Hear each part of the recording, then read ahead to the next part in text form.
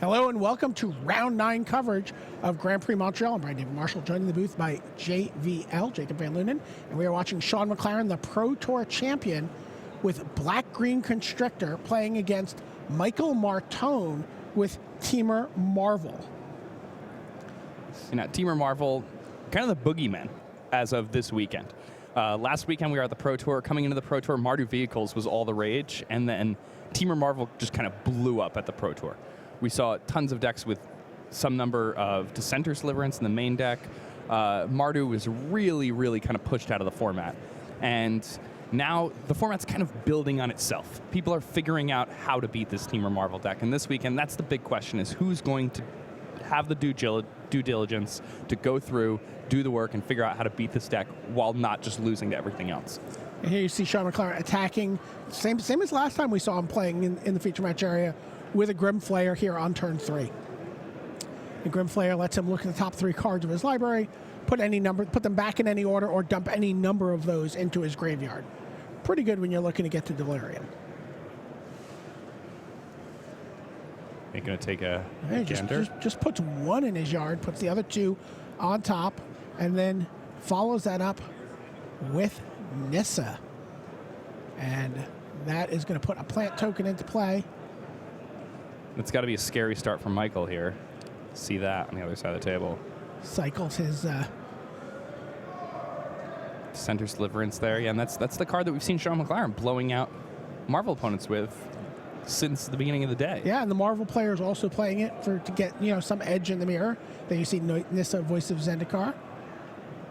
So it goes to 4, puts a plant token on the battlefield.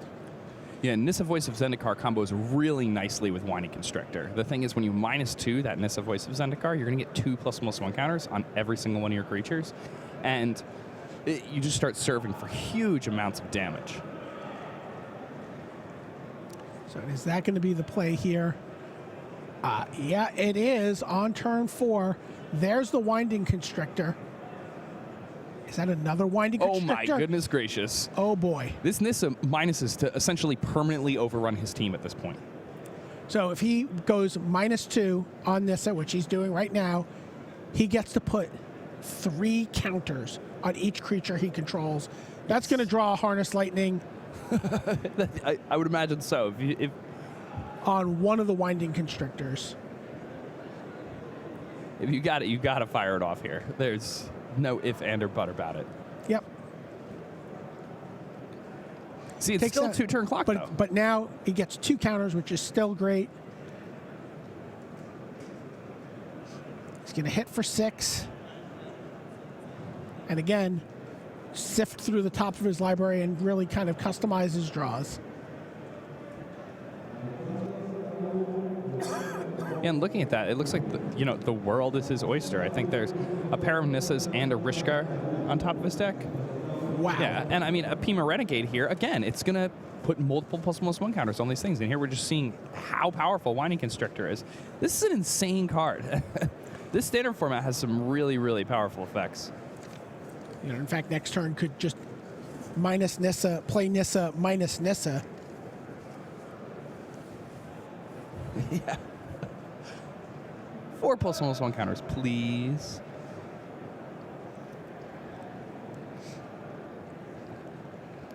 So Michael Martone, by the way, he's a Toronto player. He's been playing Magic really since he watched his sister play when he was 8 years old.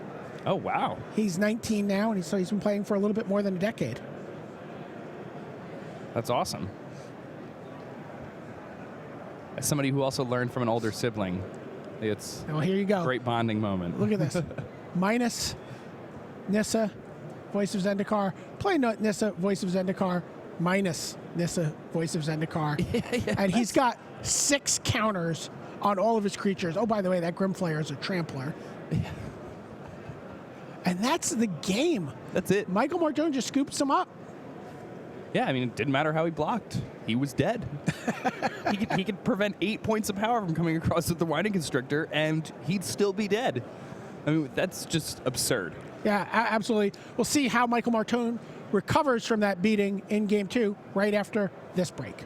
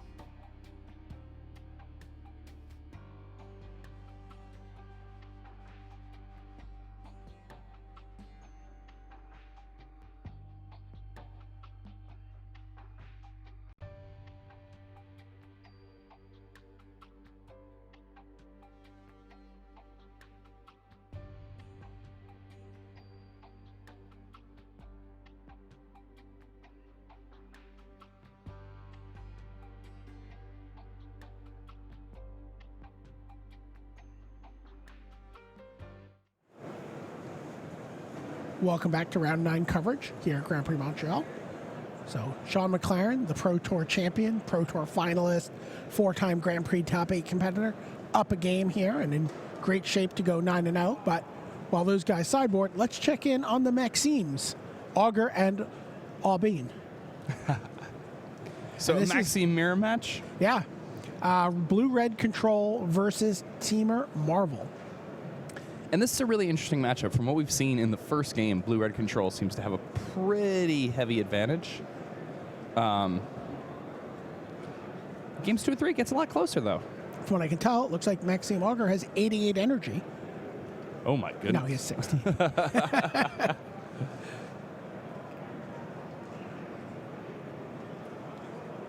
He's also just 3 mana shy of casting that Ulamog in his hand. Yeah, you see a couple of disallows in hand for Maxime Aubin.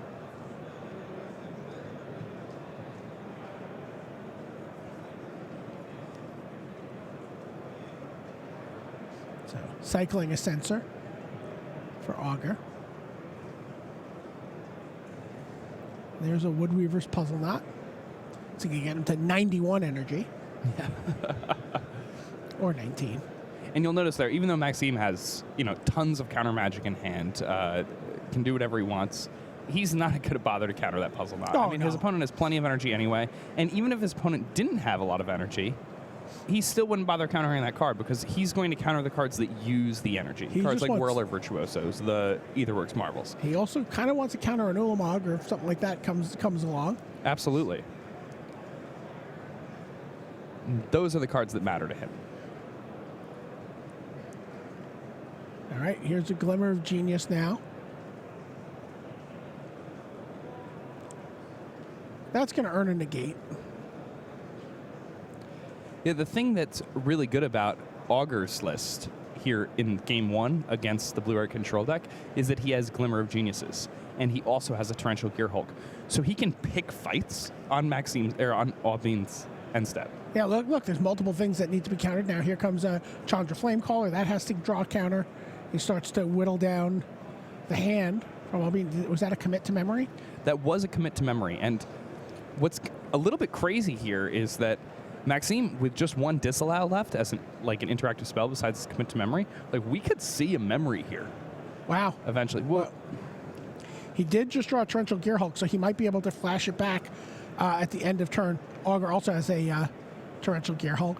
But we'll give you an update. These guys are still on Game 1 here.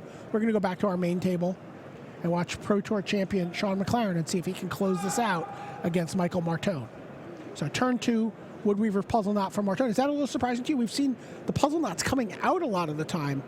Yeah, well, against a deck like Black-Green Constrictor, you want to keep your puzzle knots. You really just want to jam as hard as possible and get to that energy count that you need to play the Marvel and to go off.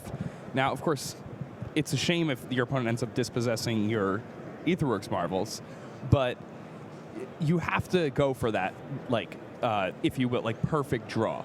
You have to play for your perfect draw in this type of matchup because they don't have counter magic. And if you can get to 6 energy and play an Aetherworks Marvel on turn 4, then it's going to be really, really hard for a deck like Black-Green Constrictor to beat you. I see in Shaun's hand a Sky Sovereign Consul Flagship. Pretty exciting. Now that's a card that's coming in out of the sideboard for him. I don't believe he has that main deck now. Kind of interesting. I guess I assume that means maybe he's got a lot of dead cards and he's looking to I mean, what is that coming in for? Well, I think the Lilianas are pretty bad. Okay. First of all, so I think he's got to find replacements for those. There are a number of cards that he does want to bring in, though. He has the Dispossess. He has the Transgress the Mind. He's got a lot of stuff he wants to bring in. I think the problem is that post-board, he has to understand that the combos, if you will, of creatures, like the iterations that he can put together, aren't going to come up as often because his opponent will likely bring in sweepers and more spot removal. So putting together these creature combos, cards like Rishkar and things like that, they get a lot worse in post-boarded games. Here comes Anissa, Voice of Zendikar. Immediately makes a plant token, goes up to 4. And There was a window there for Martone to maybe stick a Marvel, but plays a tap land. Doesn't look like he has a Marvel in hand either. And now Shaun is just going to keep making plant tokens. Plays a Tireless Tracker.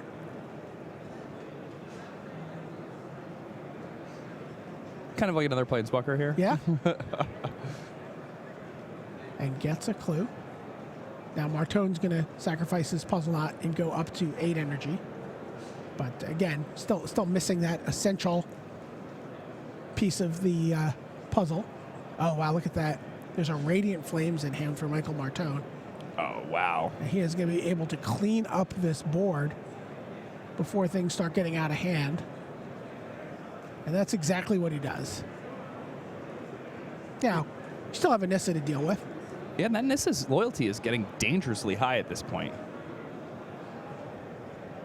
Let's see if we can take a look at Nissa, Voice of Zendikar.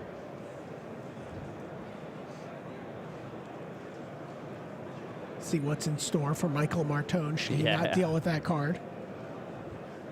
Yeah, so in a couple turns, Shaun McLaren's going to be able to gain a lot of life and draw a lot of cards.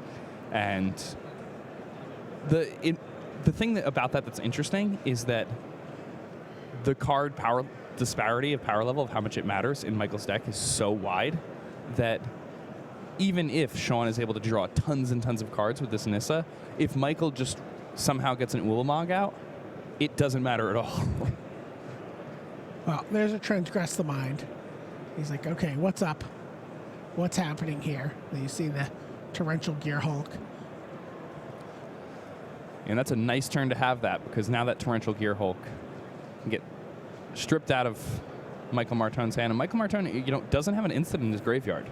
Yeah. For the Torrential Gear Hulk. Yeah, that's what Shaun's looking at. Does he want to take the Rogue Refiner? Or you want to keep him from... I don't think you want to take the Rogue Refiner because it's kind of exactly what you want your Sky Sovereign to be doing. That's like the ideal situation for a Sky Sovereign console flagship.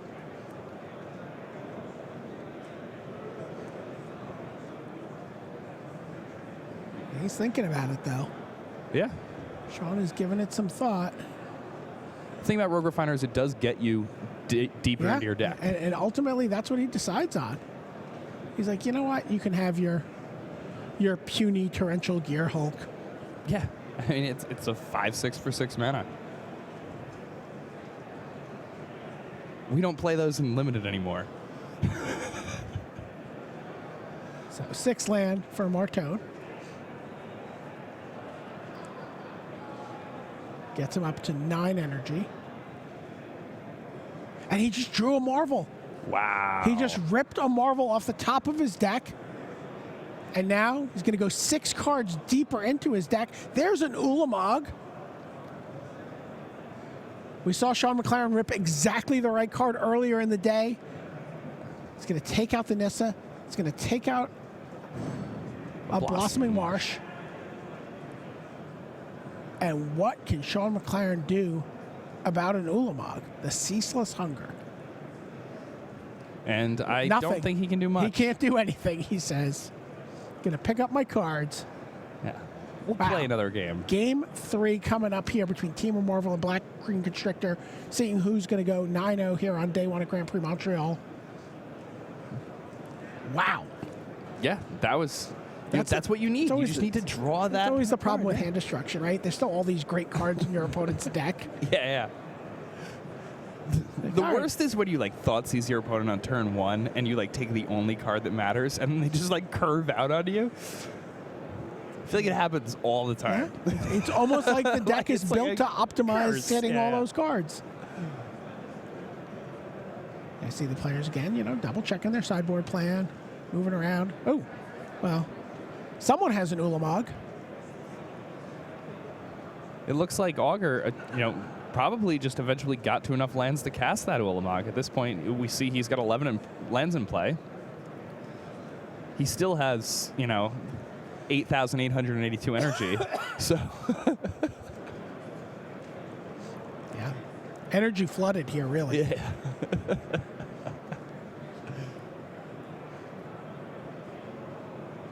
These guys are still in game 1. I mean, that happens sometimes when we play this blue-red control deck against the Temur Marvel deck. I played this week a game where, we were close to decking each other. Now, what can the blue-red control deck do against a resolved Ulamog? Does it have any way to get it off the board? Commit to memory. That's going to be it. That's it. That's Okay. all you can do. But from the looks of it, there's a commit to memory exiled there, right? Is that the exile pile on top? Yeah. And I don't know how many blue-red control decks play more than one copy of that in the main.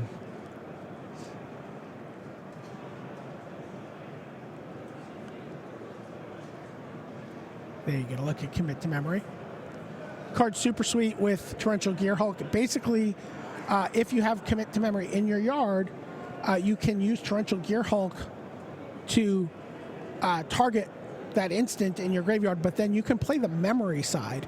If you want So to, you yeah. get off of your Torrential Gear Hulk for free, essentially giving you an instant speed time twister. Yeah, and you can do that in your opponent's end step to, find action. If you have like direct damage spells in your deck, you can kill your opponent out of nowhere in that fashion. I mean, it's just a really sweet card in general. The commit half is a very powerful effect for a blue deck to have. So the players are fighting over the mill effect right now from an Ulamog. So the mill effect had been disallowed here?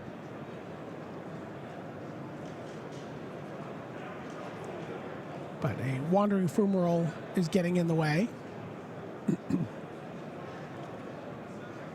There's an Aetherworks Marvel. That's going to be enough for Aubin. Yeah. He's like, no, that's all right. All right. We only have so much time to play this match. Yeah. Getting back here to our main match, Game 3, Michael Martone with Temur Marvel versus Shaun McLaren, Black-Green Constrictor. Game 1 looked great for Shaun McLaren. Oh, yeah. I mean, when Curved out perfectly. And one thing I really liked about the way he played that game, too, is that he played the Constrictors on the turns where they gave him value. He didn't just run those out right away. I'm sure if he had nothing else to do on turn 2, he would have. But the way he sequenced things, he wasn't like, let's try to make this happen as fast as possible. Didn't just want to run it out there into a Harness Lightning. Exactly. And so Shaun McLaren is keeping his hand, but Michael Martone is going to 6 here.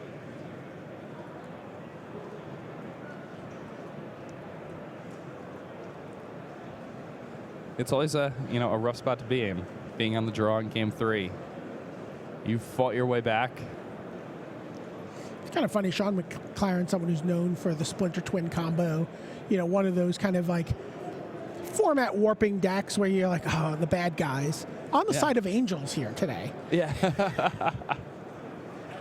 I feel like he was always like a blue control player, and he'd like occasionally like put a Kiki Jiki in with his like Restoration Angels to kill his opponent out of nowhere, right? He did get a Splinter Twin on a wall of Omens at the Pro Tour.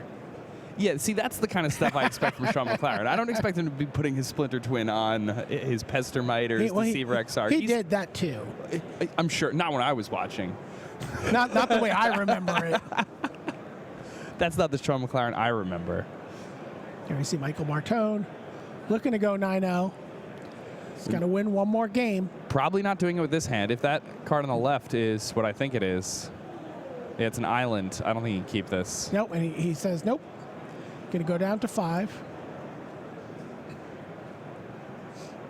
And we've seen this deck win on 5. Yeah, I mean, this deck can win on 4. This deck is disgusting. Don't hold back, Jake. Tell us how you really feel. No, seriously. Like, they can go like, turn 2, Puzzle Knot. Turn 3, I'll sacrifice my Puzzle Knot. Turn 4, Marvel, Ulamog. And, like, you can do that on the draw with a 3-card hand and turn 4 Ulamog somebody. Yeah. Like, that's... And this is almost your dream matchup, right? Like, you don't have to sweat whether or not they have if anything, a counter spell. Yeah, if anything, mulliganing protects the Marvel from hand disruption because you have to draw it on the turn you're going to cast it. You know what I mean? We did see that exactly what we saw in Game 2. Martone had his hand, laid bare, not with lay bare, but with a... Transgress. Yeah, transgress the mind, and then next turn he's like, oh, look, Aetherworks Marvel, Ulamog. This is a good card to draw here. All right, 5 cards. See a couple of lands. I That's also a see a three-card couple hand. of Ulamogs. It's a 3-card hand. Yeah, that's not a very good hand. But, you know, are you going to go to 4 cards there? I would. Yeah, you would. Yeah, I mean, you have 2 Ulamogs in your hand. You're essentially at a 3-card hand already. You might as well just go to 4. Right? Fair. No, that's a great point. I guess the only reason you keep it is that you have land and spell that you can use in your hand. Yeah, I mean, he has a Magma Spray that he can cast. So Maybe like he's rooting for his opponent to Lost Legacy and naming Ulamog. Ooh, I didn't even think about that angle. All right, well, here's Transgress the Mind. Yeah, I mean, you nab this Whirler Virtuoso, and it seems so hard to lose this game. Like, I mean, it's really, really bad for Michael Martone here. Yep, and Shaun McLaren does take the Whirler Virtuoso.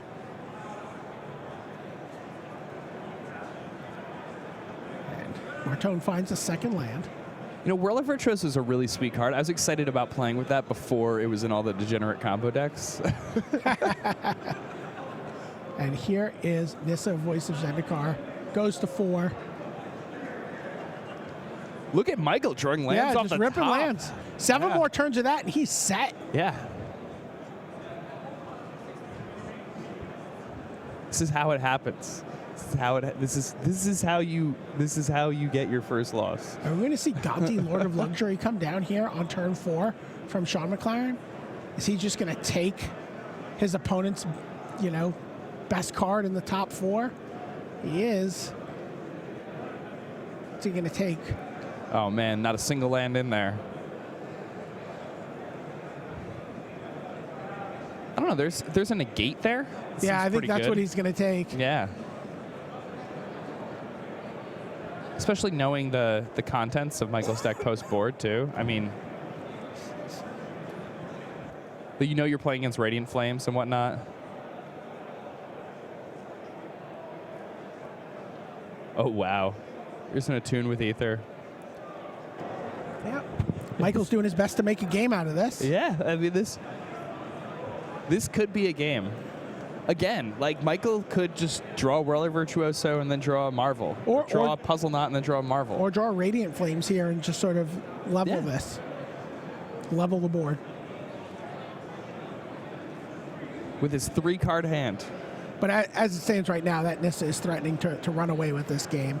Oh, that's absolutely true. And the other thing is that Michael's chances of hitting an Ulamog, if he does hit that perfect chain, are like very small because he has 2 of them in his hand. Here's a Winding Constrictor. Here's another Winding Constrictor. And here's a dead Michael Martone. We're going to put 3 +1/+1 counters on each creature Shaun controls, thanks to that double Constrictor draw. I mean, he's attacking for 11 right now. Next turn, it's some, disgusting number. I mean, wow. This is it. Michael Martone falls to 9. Yeah, the Constrictors do get counters as well. Very large snakes. And it's funny. you There's see the them Radiant swallowing Flames tires in into hand their for Michael bodies. Martone, but a turn too late to clear the way. And Shaun McLaren, the Pro Tour champion, 4-time Grand Prix top 8 competitor, is well on his way to another Grand Prix top 8 with a 9-0 start here on day 1. With Black-Green Constrictor. Yeah. I mean, that deck wasn't on anybody's radar. I mean, we did see a Black-Green Energy deck in the top 8 of the Pro Tour, but, it wasn't quite this deck. Yeah, it was a very different type of strategy. It was like green belt rampaging and whatnot, All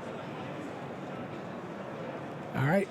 So Maxime Auger up 1 game, and he's going to censor a pull from tomorrow. Man, when you get a nice spell with Censor, it's just the best feeling.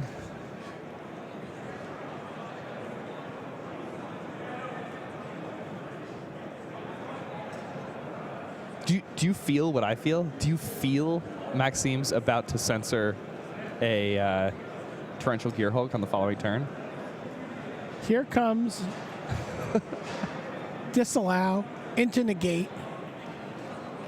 And, nope, Maxime does not have a Negate backup there. And now we have an Aetherworks Marvel in play.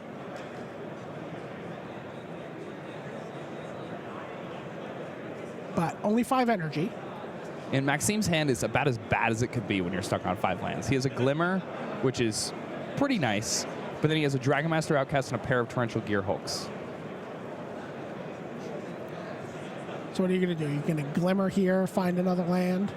Yeah, I think you main phase Glimmer. And your opponent's tapped out.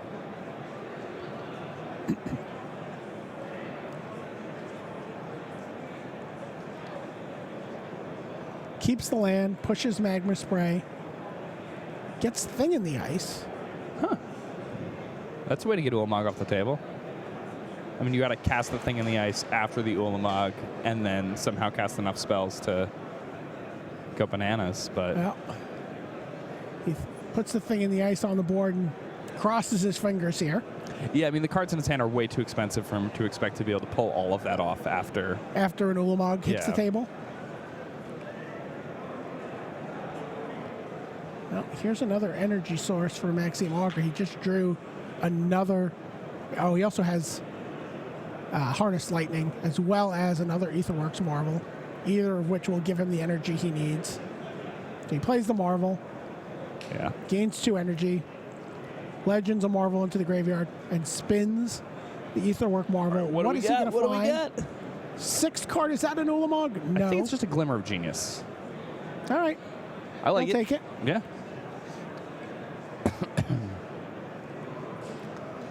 It's funny because even when it's, you know, a whiff, it's still backbreaking. It's still a free card. Yeah.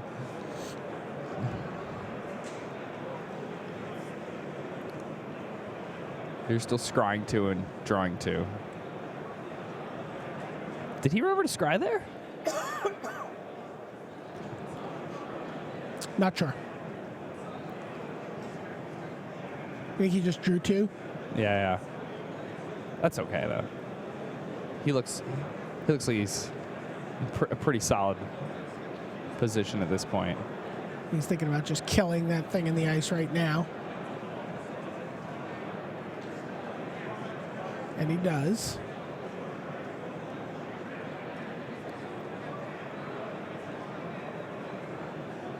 Well, I think he's thinking about just targeting it and getting the energy. No, he does. Yeah. Okay. Because it would put him up to 6. Right. It's just like, oh, let's just do this. Another thing in the ice in hand, as well as 2 Torrential Gearhulks. So Cycle Sensor for Auger. And there's another sensor in Maxime's hand here. So this Torrential Gearhulk could get completely blown out. All right, here's Tireless Tracker. Does he have a land for the energy? I mean, for the clue token? I believe he does. Imagine Maxime. Yeah. Oh, Maxime lets it resolve. So there's his clue. Gives him a little bit of energy generation as well. And here comes Torrential Gearhulk, and oh my gosh, it's going to get censored. When you get to censor 2 spells in one match, or one game. Yeah, and it's not just 2 spells, it's a pull and Torrential Gearhulk. It's like, oh man, that feels real good. Wow. Maxime Auger is definitely feeling the Maxime amount of happiness that he could be feeling here, while Maxime Aubin is definitely feeling the maximum amount of sadness he could be feeling in this game right now. So you see a Sweltering Suns in hand. Do you want to kill that Tireless Tracker right now? I think so. You want to kill it before it gets out of hand. And this is one of those awkward situations because that's one of those spells you really want to counter. Because if you let it get on the table, then you're using a card to kill it, and they've already gained some advantage with it by getting the clue. Well, he does not decide to go that way.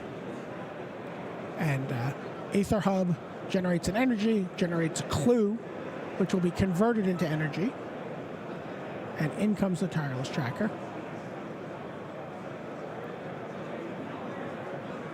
And here comes Torrential Gearhulk. And that's going to get Torrential Gearhulk into another censor. Oh. 3 spells censored this I would say game. what I'm thinking, but you would have to censor me. It's like I've done it before. I will do it again. Oh my gosh.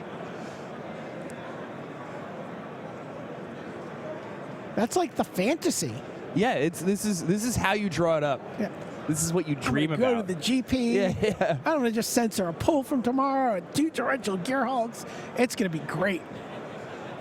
All right, here's Dragon Master Outcast for Aubin.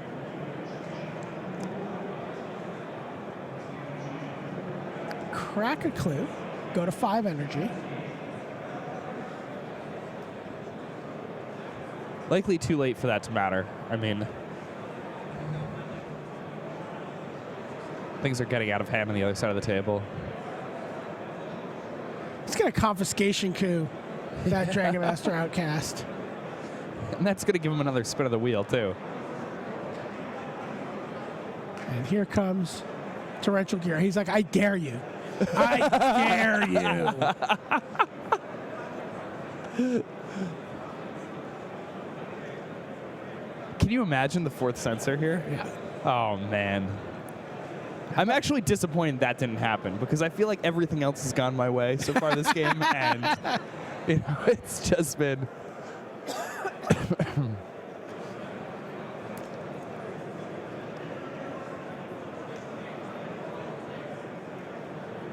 Maxime Aubin thinking about what card he wants to cast with his Torrential Gear Hulk. He's going to go for Glimmer of Genius. Oh, so he's not attempting to counter this confiscation coup.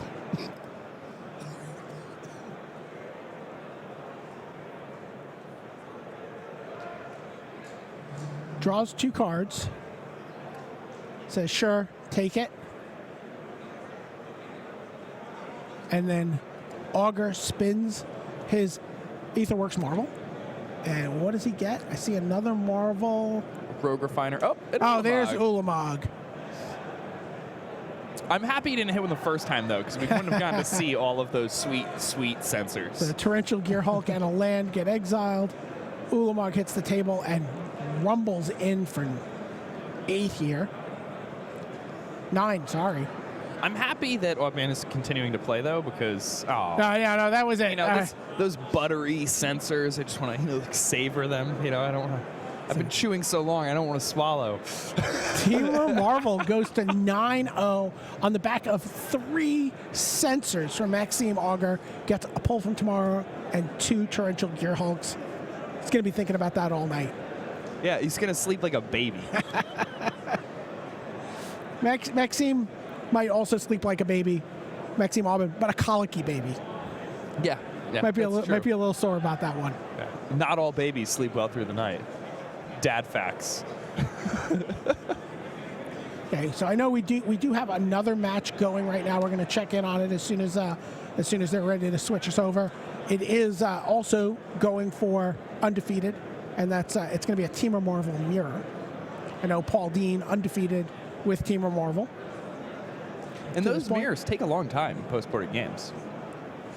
Yeah, the games get really grindy. They become almost more of a control-ish matchup with a lot of, counter spells and card draw and all sorts of stuff going on in there. Evan Whitehouse with Temur Marvel is up 1-0 over Paul Dean. And we have a messy, messy board here. Ooh, Evan with the Shrine of the Forsaken Gods. It's a spicy meatball. And Paul Dean has a Shrine of the Forsaken Gods, too. That's Yuya Watanabe tech? Yeah, I believe. Makes it a little bit easier to cast your Ulamogs when you draw them.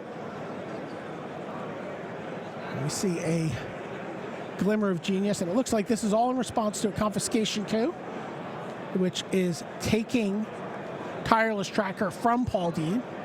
Paul Dean, of course, a Pro Tour top 8 competitor.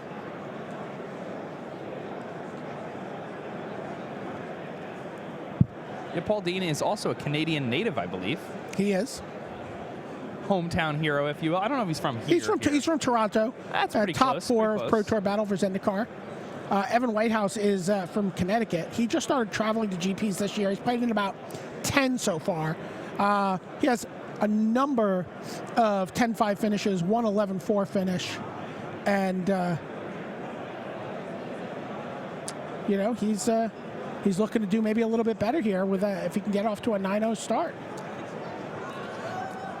I could tell you Shaheen Sarani looks like he is 8-1 with his blue-black control deck at the end of day one. See him giving a round of thumbs up to people as he walks off. I mean, his deck seems like it's tailor-made for this weekend, right? Boy, it sure looked good against zombies, I can tell you that. Yeah, I imagine a zombie Not that we've opponent- seen a lot of zombies as we've gone deep into this tournament. I mean, he was telling us that he could let his zombie opponent set up their 7-card hand every game, and he still feels like he'd be a favorite in the matchup, right? And the Temur matchup, like the Marvel matchup, doesn't seem bad for him either. Doesn't seem quite as lopsided as the zombie matchup, but still, I believe he's favored there. All right, here comes Paul Dean with his Chandra Flame Caller. Now, is that going to resolve? Ooh, Paul is playing multiple copies of Shrine of the Forsaken Gods. Oh, my mirror. And here is Negate. And Negate is going to get censored by Paul Dean. Man, these late game censors. Oh, baby. I'm so happy I got to commentate this round. So in comes Rogue Refiner because, right, maybe not. Yes. He's like, oh, yeah, that's right. I'm going to sweep the board here. Yeah, this is going to die afterward. Brings Chandra down to 1. Kills 2 tireless trackers and his own Rogue Refiner, but is able to maybe put the brakes on Evan Whitehouse, getting to draw 2 cards for every land he plays. So Evan Whitehouse does have an opportunity here to resolve Aetherworks Marvel. The problem with that is that he doesn't really have that much energy. Yeah, he only has 2 energy.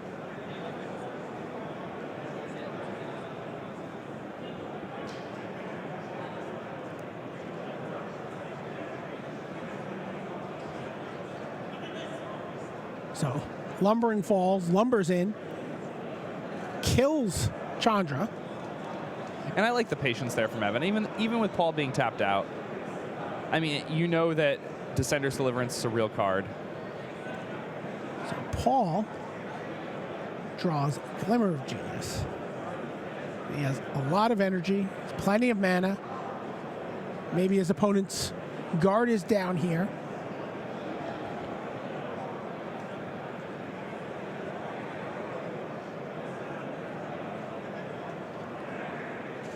Gets 200, and now he's going to go digging. Can he find a Marvel? Yeah, I mean, Paul's looking for an Ulamog. Paul has real ambitions right now. I mean, he has double Shrine of the Forsaken Gods. He's... Finds a Negate and a Dispel. Well, I'm sure he'll be happy about those. Yeah, he's ready to fight a counter war, and... I mean, certain counter wars, not all counter wars. Not all counter wars, that's true.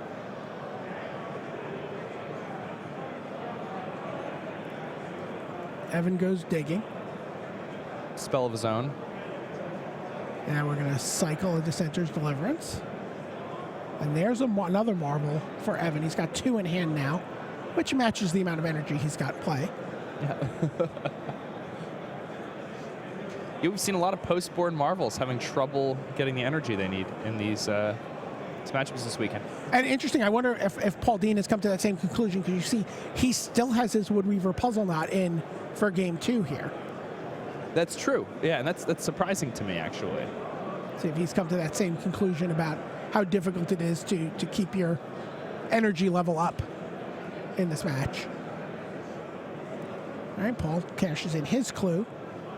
Finds another puzzle knot, lest you think it was just a one of. Yeah, now, the thing is, though, we're talking about the positives of him keeping in the Woodweaver's puzzle knots, and these 2 cards are essentially, he has way too much energy anyway. Yeah. His life total's fine. Like, they're actually just huge liabilities. If they could have been better as, like if they were just grizzly bears, or, they would be better at this point. So what is the play for Paul Dean? He's got plenty of mana, plenty of energy. He's got a handful of cards. Yeah, I mean, he's probably going to use Dissenter's Deliverance, right, to just get that off the table. Looks like first he's going to attack with a Lumbering Falls. And I like Evan, that by the attack. way, is only at 7 here. Keep in mind. Yeah, I mean, Lumbering Falls has hexproof. That's Not a lot can go wrong here. yeah. I mean, basically, you're worried about Evan activating Lumbering Falls and blocking it. That's about Yeah, he goes to worst 4. case scenario, and that's going to favor you because Dig you have gets the a card, shrines. gets an energy, but he's out of clues now. So he's going to need a little help for those last few bits of energy. Now, Aether Hub is a start. Yeah. That gets him to 4.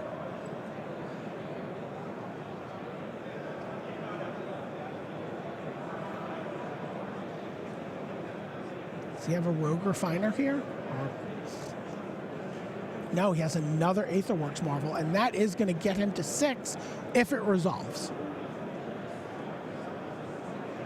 It's interesting because I think Paul was planning on using the Deliverance in response to something that creates energy. But Well, the energy okay. is still on the stack here, and here's Dissenter's Deliverance, I like it.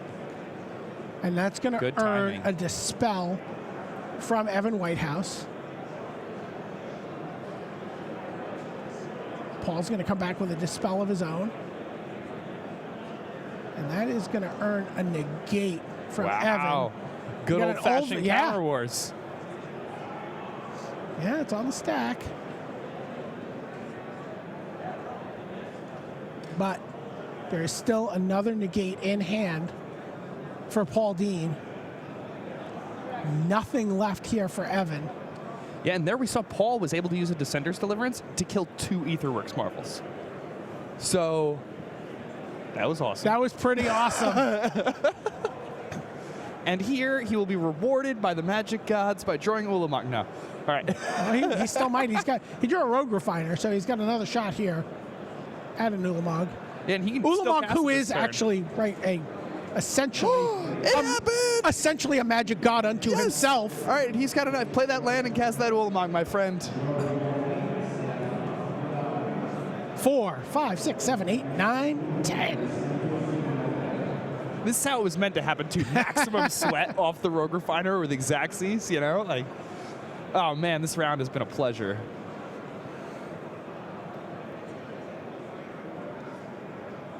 Now with 7 mana, is that going to be it for Evan Whitehouse? It is. Yeah. Paul Dean, the Battle for Zendikar Pro Tour top 4 competitor, goes Beautiful. to 9-0 with Temur Marvel. We saw him kill 2 Aetherworks Marvel with 1 Dissenter's Deliverance. Oh, they're going to game 3. I'm sorry. I'm getting ahead of myself. Oh, man, I'm so excited we get another game out of this. Yeah. It's probably going to be a draw. Only 5 minutes left in It's the so round. anticlimactic. But Only 5 minutes left in the round. Oh. Yeah. I mean, this is not a post-boarded match where you can win quickly. They might actually be sideboarding specifically to try to kill their opponent quickly. Just take out all your big stuff. Take out Yeah. even I take mean- out your Ulamogs. I don't even know. I don't know. I don't know because like 'Cause you one of can your ways still- to win quickly is You still just win the, like turn 3, turn 4 Marvel. the Wheel of Fortune play. Yeah.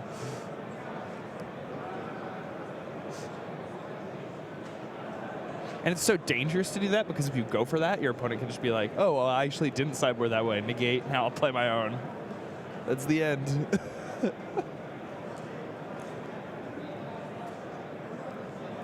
This match has been great, though. We watched Shaun McLaren put on a clinic and show us the power of Winding Constrictor. He had multiple Winding Constrictors in play while activating misses, sometimes more than once in the same turn. Yeah. Then we got to watch that sweet matchup between Temur Marvel and Blue-Red Control, where Temur Marvel countered a pair of Torrential Gearhulks with sensors, and then also a pull from Yeah, Tomorrow pull with a from sensor. Tomorrow with a It was sensor. Which that was really kinda should sweet. never happen. It's an X spell. I mean, you can't always play around sensor. Like people are like, "Oh, why didn't somebody play around sensor?" Like that's a full extra card he would have had, and we don't even know if he saw the sensors in game. No, right? absolutely. Like, it's not like. Yeah, I don't know. I drive right into that wall all the time, so I can't fault somebody for running into it. I like to think about how happy my opponent is when they get to do that to me. It makes it Sorry. a lot easier of a pill to swallow. That's very considerate of you, Jake. All right. See Paul Dean pick up his first 6 cards. Evan Whitehouse will decide to mulligan here. Not a lot of time. And the clock You need a is pretty getting mulliganed specific. away in You need a lot of pretty ways. specific set of cards here to open on if you want to win this in time. Paul Dean likes his 7. So come on, hurry up. I think I can get you. I'm going to get you.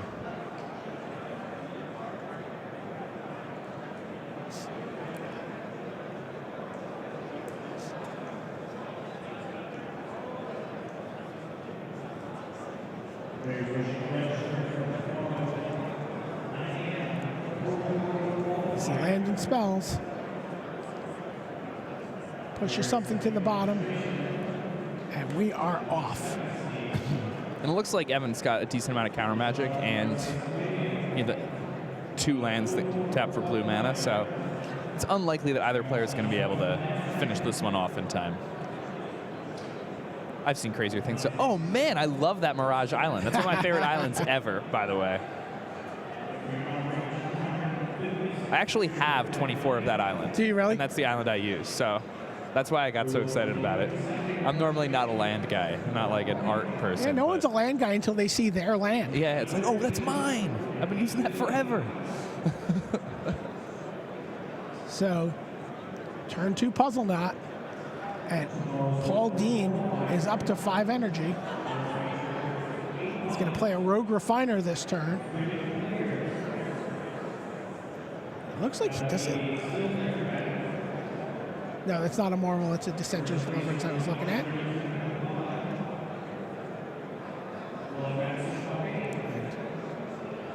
And Rogue Refiner is going to eat a Harness Lightning.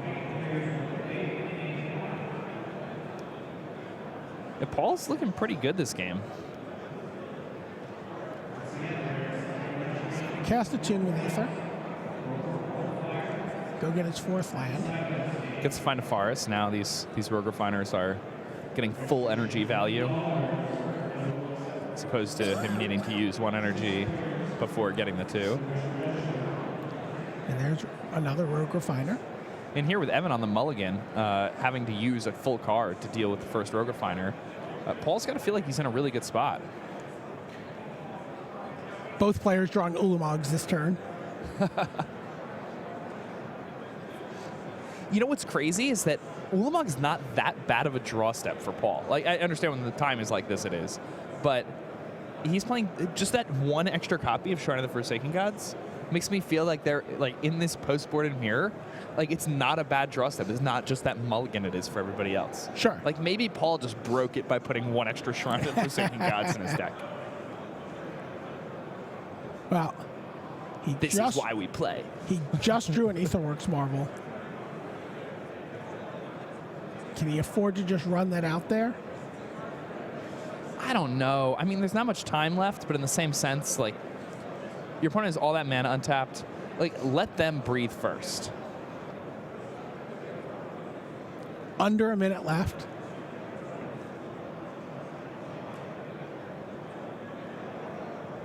Glimmer of Genius from Paul Dean. That's going to get a Dispel out of the hand of Evan Whitehouse.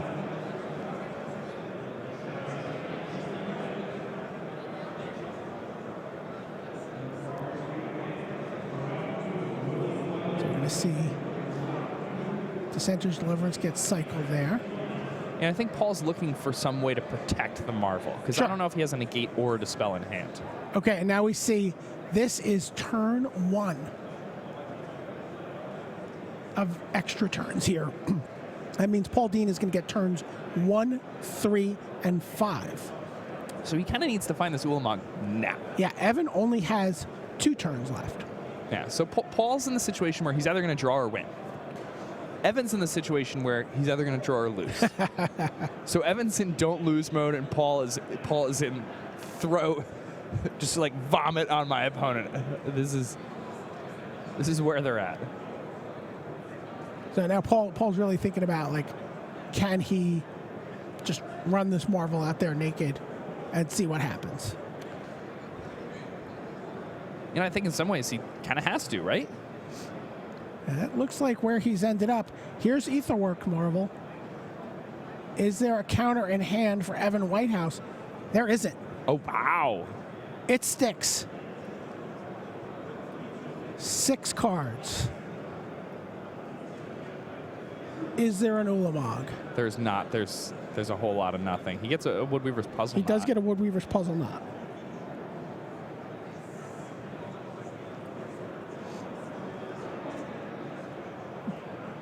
But does he actually have time to win with it?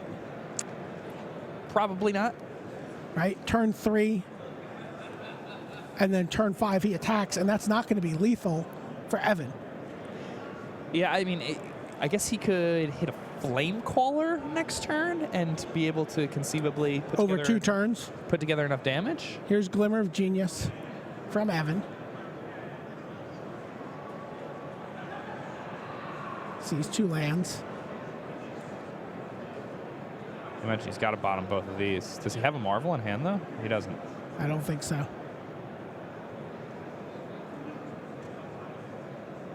Yep, both on the bottom.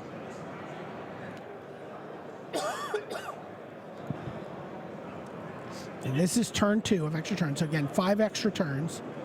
So the turn 4 is going to go to Evan. That's going to be his only remaining turn of the game. Did he? I don't know.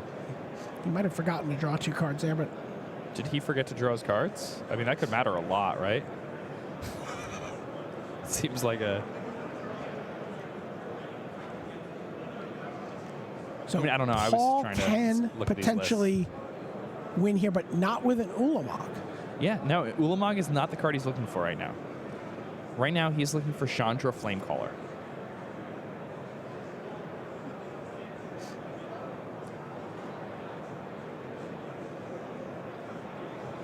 Chandra Flamecaller would let him get in for potentially 9 this turn, Yeah. and then potentially as much as 12 the turn after that.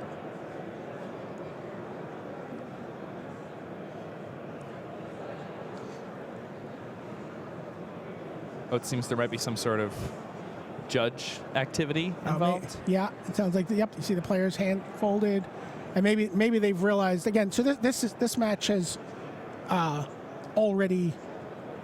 Oh no, this is live, right? Yeah, this is Yeah, live. this is live. I'm so used to our third match being recorded. Yeah. But this is actually live. Yeah, this is live. And the thing is, I think there are, there's maybe one other match in the room still playing. Wow. So you guys are getting to watch like the last Magic being played here in Montreal. And I think this is about whether or not Magic. this is about whether or not he drew the 2 cards off Glimmer of Genius. Oh, okay. I believe.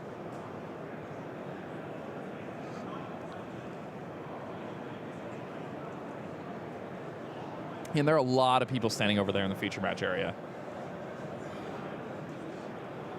He's got a lot of eyes on him.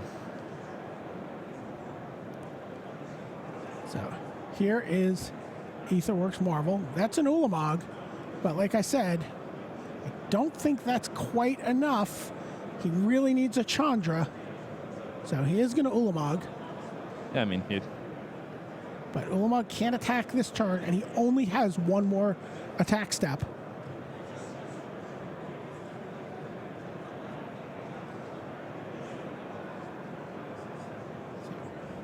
Glimmer of Genius. I mean, it's still possible for Paul to win here, right? He gets to attack the Rogue Fighter this turn, gets Evan down to 11, and then he can play another threat. And if he can then, I mean, it's going to be hard for Evan to play spells, really, right?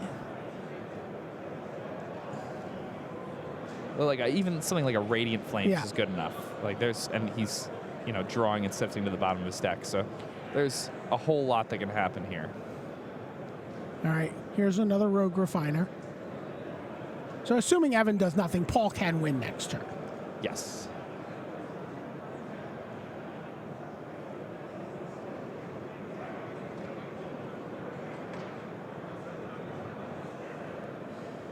Paul also has a Harness Lightning, so a blocker is, or a pair of blockers even, are not good enough.